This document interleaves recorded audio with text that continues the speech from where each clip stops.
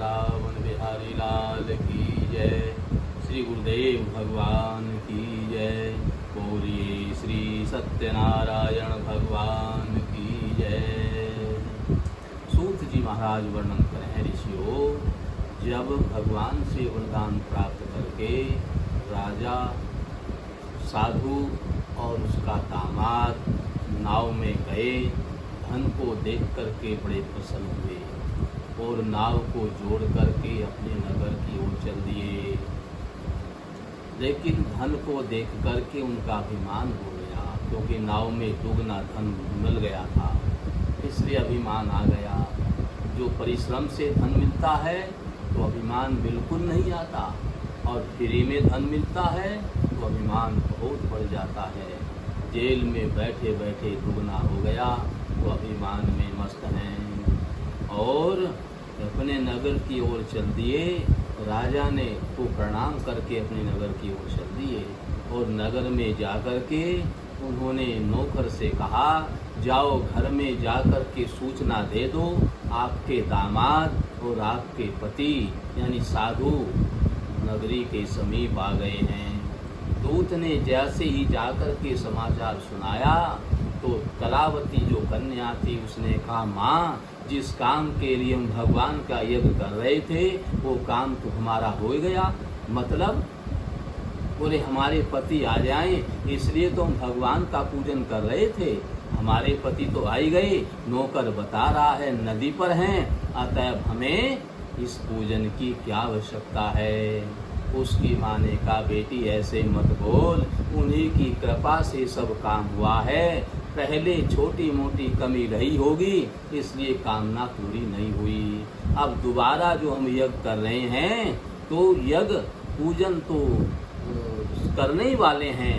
सारी सामग्री तैयार हो चुकी है, तैयारी हो चुकी है, पूजन हम करने ही वाले हैं। अब देर कितनी लगनी है, पूजन करके और प्रसाद चरणामृत उनके लिए भी लेकर के चलेंगे, क्योंकि उनकी कृपा से ही तो हमारा सब काम हुआ है।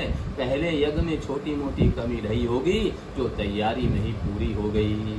उसकी माँ ने जैसे ही सुना तो बड़ी आश्चर्यचकित हुई और कलावती बोली, माँ, मुझे अब ये पूजन वूजन नहीं करना है, मैं तो पति के दर्शन को जा रही हूँ। उसकी माँ ने कहा, बेटी, उनकी कृपा से तो सब काम हुआ है, देर कितनी लगनी है, पूजन करके और प्रसाद चरणामृत लेकर के उनके पास में चलेंगे। कलावती ने कहा, माँ, बुढ़ापे में तेरी बुद्धि भी बूढ़ी हो गई, और मैं बूढ़ी थोड़े ही हूँ जो तेरी बातों में आ जाऊँ। तुझे जो करना सो कर, मुझे कोई पूजन वूजन नहीं करना है, मैं तो पति के दर्शन के लिए जा रही हूँ। पूजन का त्याग करके और प्रसाद चरणामृत का त्याग करके कलावती पति के दर्शन को नदी पर गई तो क्या देखा, पिताजी रो रहे हैं, सेठ जी रो रहे हैं। कलावती ने पूछा, पिताजी आप रो क्यों रहे हैं? साधु वैश्य बोला, बेटी, अभी अभी धन सहित नाव नदी में डूब गई। जैसे ही राजा साधु ने बताया, कलावती ने मन में विचार करने लगी, ये तो बड़ा अनर्थ हो गया, विलाप करने लगी, और यहाँ तक कि हाथ में खड़ाऊ लेकर सती होने का निश्चय कर लिया। कन्या का ऐसा विचार देख करके साधु वैश्य समझ गया कि जरूर आज भी मुझसे कोई न कोई बड़ा अपराध हो गया है, इसलिए भगवान से हाथ जोड़ करके प्रार्थना करने लगा, हे सत्यनारायण स्वामी, मुझसे या मेरे परिवार से भी जो कुछ भूल हो गई हो उसे क्षमा कर देना, और मैं घर जाती, गृह प्रवेश तो बाद में होगा, सबसे पहले आपका पूजन करूंगा। आकाशवाणी हुई कि साधु, इस बार तेरी कोई गलती नहीं है, तेरी जो कन्या है कलावती पूजन का त्याग करके, प्रसाद चरणामृत का त्याग करके पति के दर्शन को आई है, इसलिए कन्या का पति अदृश्य हुआ है, डूबा नहीं है। घर में जाकर के पूजन करके प्रसाद चरणामृत लेकर के आए तो तेरी कन्या का पति यही मिल जाएगा। ऐसी आकाशवाणी सुन करके कलावती शीघ्र ही घर में गई।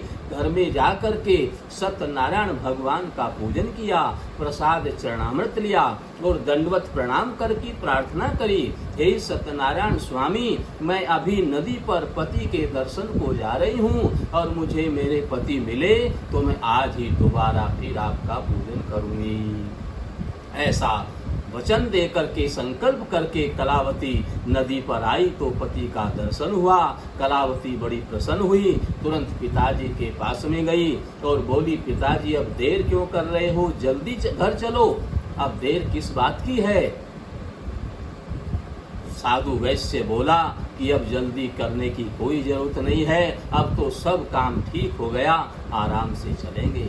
कलावती बोली, पिताजी मैं संकल्प करके आई हूँ, मुझे आज ही दोबारा फिर भगवान का पूजन करना है। जैसे ही कलावती ने बताया, सेठ जी बोले, बेटी मैंने भी बार बार संकल्प किया है, आज तुमने भी संकल्प किया है, आज तुम्हारा भी संकल्प पूरा होगा और मेरा भी संकल्प पूरा होगा। आज पूरा परिवार मिलकर के सत्यनारायण भगवान का पूजन करेंगे। इस प्रकार से परिवार सहित साधु वैश्य अपने घर में आया और आते ही सत्यनारायण भगवान का पूजन किया और प्रसाद चरणामृत लिया और फिर जैसा पहले था वैसे हो गया। और फिर तो प्रत्येक पूर्णिमा, संक्रांति, अमावस्या, एकादशी आदि तिथियों में विधिवत भगवान का पूजन करने लगा और मरने पर सत्यलोक को गया। सत्यनारायण भगवान के इस पूजन को करने से सभी प्राणियों को मनोवांछित फल की प्राप्ति होती है, संतान सुख प्राप्त होता है और इस लोक और परलोक में भगवत प्रसन्नता उसको प्राप्त होती है और अनेक प्रकार से आनंद प्राप्त होता है।